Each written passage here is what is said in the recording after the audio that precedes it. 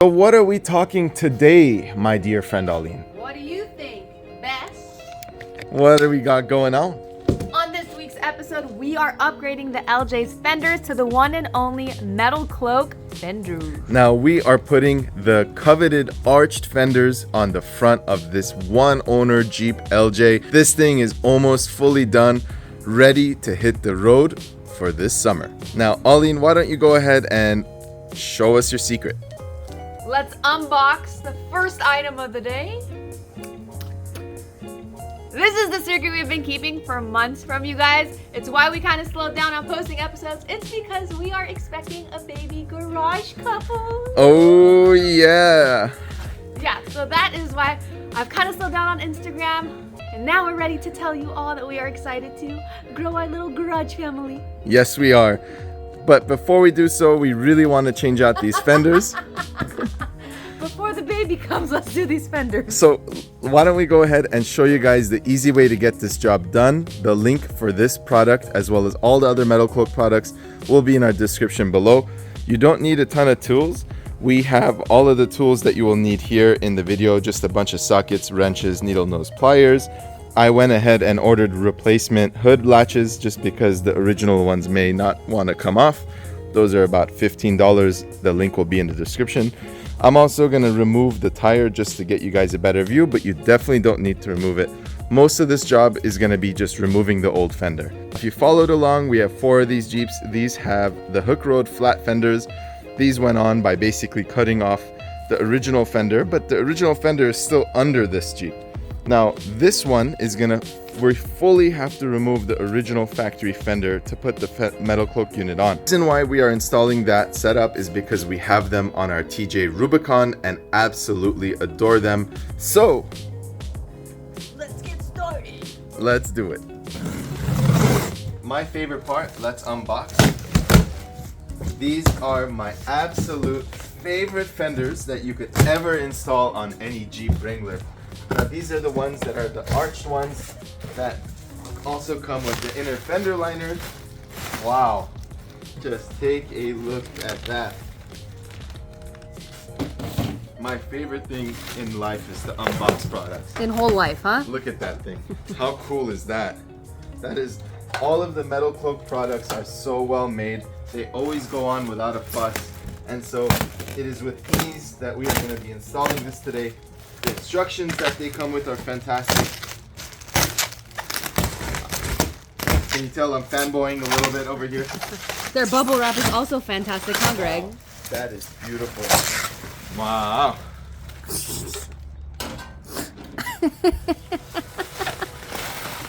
Take a look at that, guys. That is the real deal.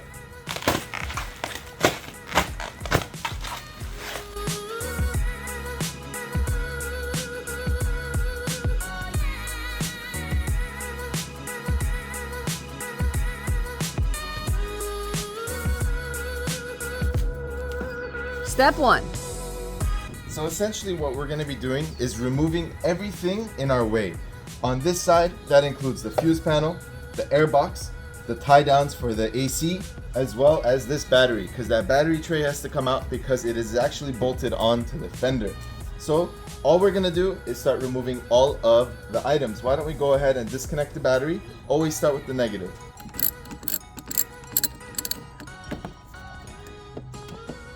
A little Rust-Oleum there, huh?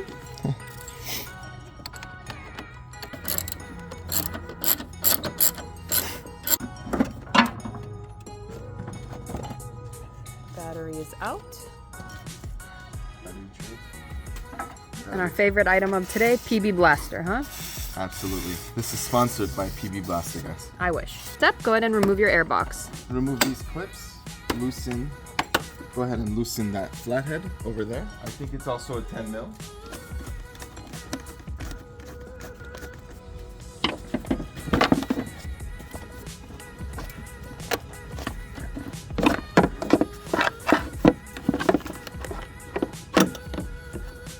Be careful not to break any of these.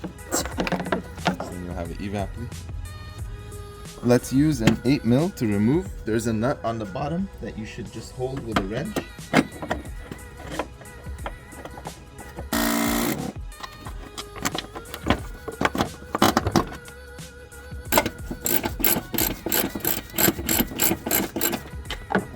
like that. Airbox is out. Time to remove the fuse box. So now just pry in a flathead between these two tabs and gently pull. Keyword gently. Don't break this, you'll Regret it you'll later. regret it for sure. And it should just pop right out.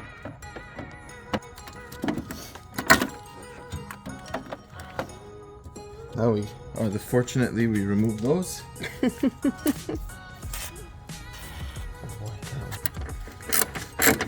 You want to save all of the hardware. You don't want to lose any hardware. What size we talking here, This boss? is a 10.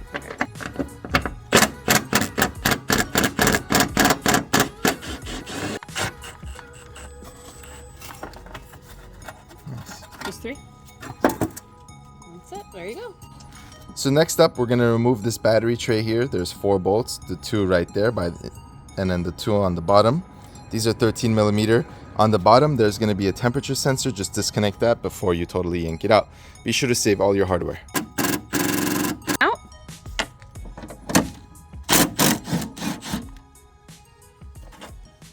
Two.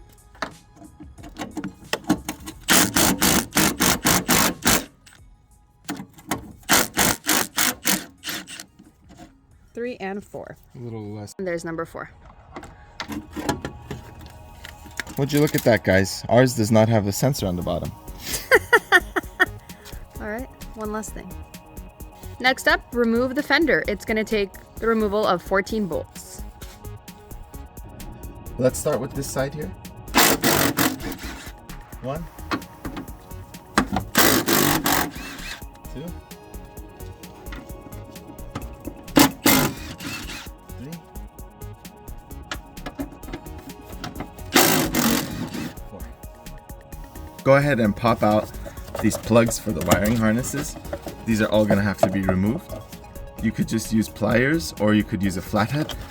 Just push it through.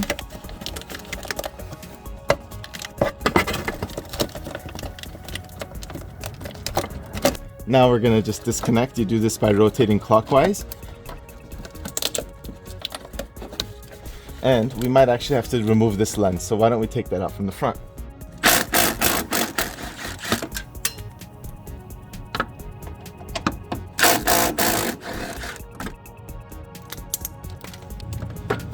One, two, three.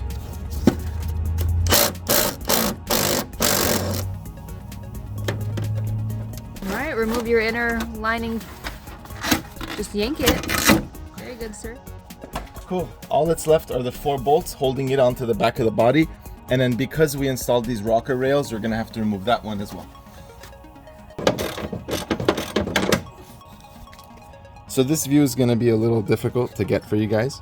And I don't want Aline to breathe in the fumes. So I'm going to show it to you guys and then I'm going to replace it.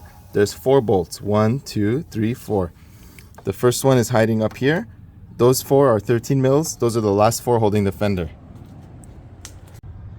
Here we are, the moment of truth. Here we are, moment of truth. Let's hope that when we put everything back together, there's no AC line leak or evap leak. Just be careful. Make sure everything's disconnected and take your time.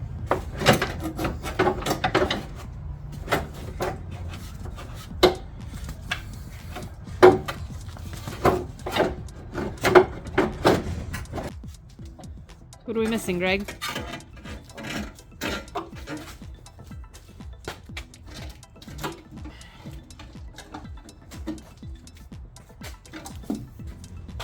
Like that stock fender is out. Wow, looks pretty good without anything. Look at that access, huh?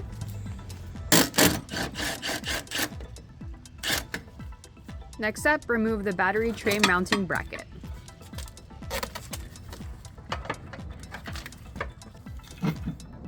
All right, perfect.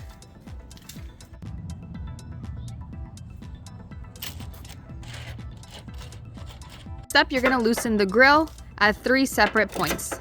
So 1, 2, and then 1 on the bottom, which is actually what you would loosen if you were about to do a body lift.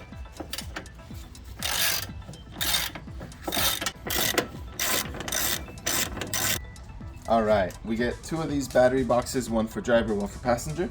Using the factory hardware, we're gonna just go ahead and put that on there. Now, just go ahead and hand tighten the bolts that you removed. This is the factory bolts. And then we're gonna attach the vacuum box next. So the instructions said there's a total of 4, but ours has a 5.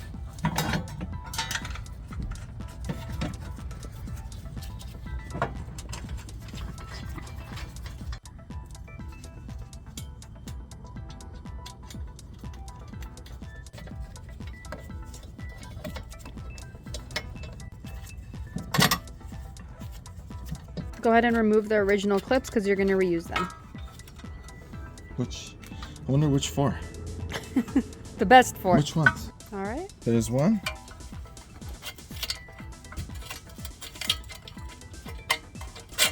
There's 2. We don't have to show you all of them, but you got the picture. Take all 4 out. So this is where your original clips are going to reattach. Make sure you attach it to the inners over there, and then get your factory battery tray and go ahead and place it over those and tighten down. I think you could tighten these down all the way. Every other bolt for the next several steps, you're not supposed to. So go ahead and bolt in these 4 on the rear of the inner fender liner onto that metalcloak battery tray. Don't tighten anything down, just hand tighten. And we're using the shorter button heads here because there's 2 different sizes. Hand.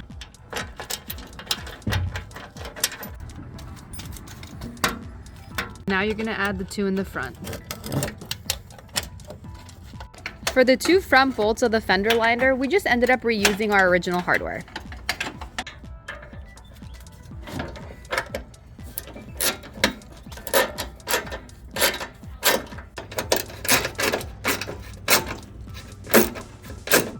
Front 2 are loosely threaded in.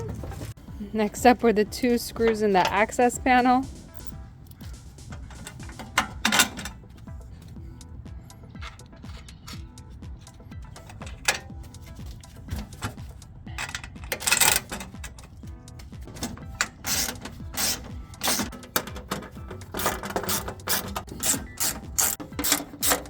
Next up, go ahead and tighten all your bolts.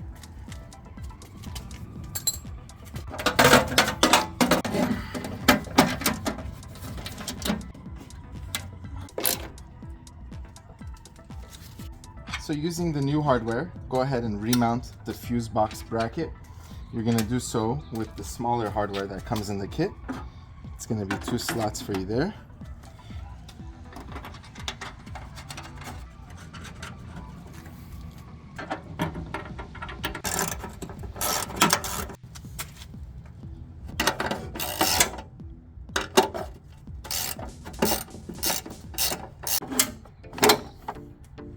Alright, let's get that air box.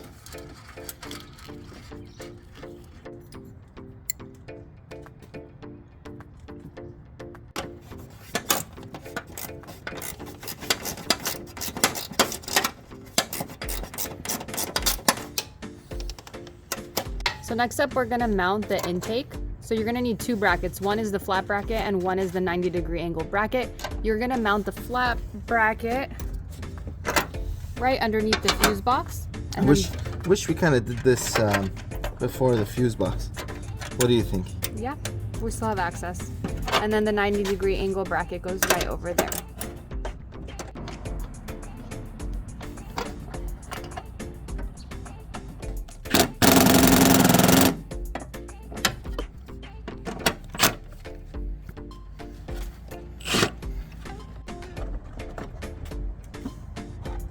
Go ahead and place your filter, and now place your filter housing.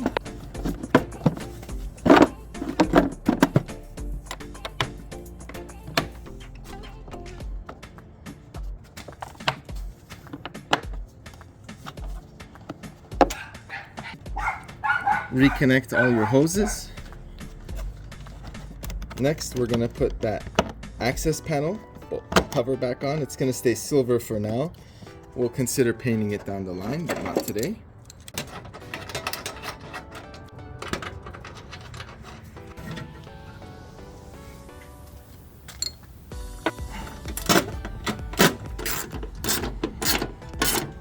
hood latch time. You're gonna be grateful that you bought replacements because the original one is kind of annoying to remove. This is a 13 mil, just like pretty much everything else.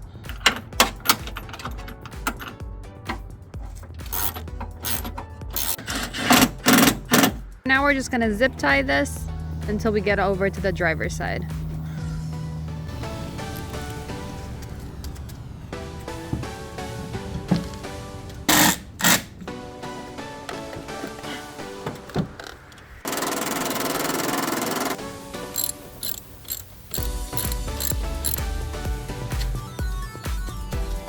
What you doing there, Arlene? Cleaning off the dirt. And Not much else. what do you think? This looks insane. With some enthusiasm, please. What do you think? This looks amazing. As always, brought to you by Arlene and Glass Cleaner.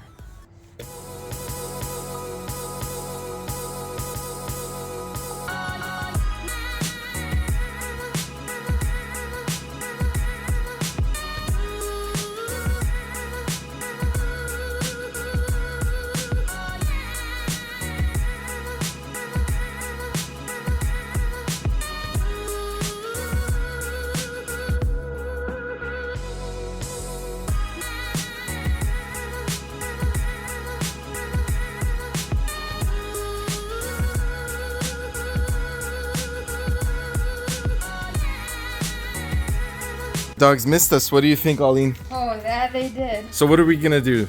Alright, you guys, so that's it for episode 1. Stay tuned for part 2 where we do the driver's side. I am tired and we are done for today. Yes, we are. I think it actually looks amazing. Just take a look at that, guys. I mean, what a difference. We're also gonna wire in the LED lights, the blinker lights another time. As you could tell, we have the blinkers built into the headlights, so not as big of an issue.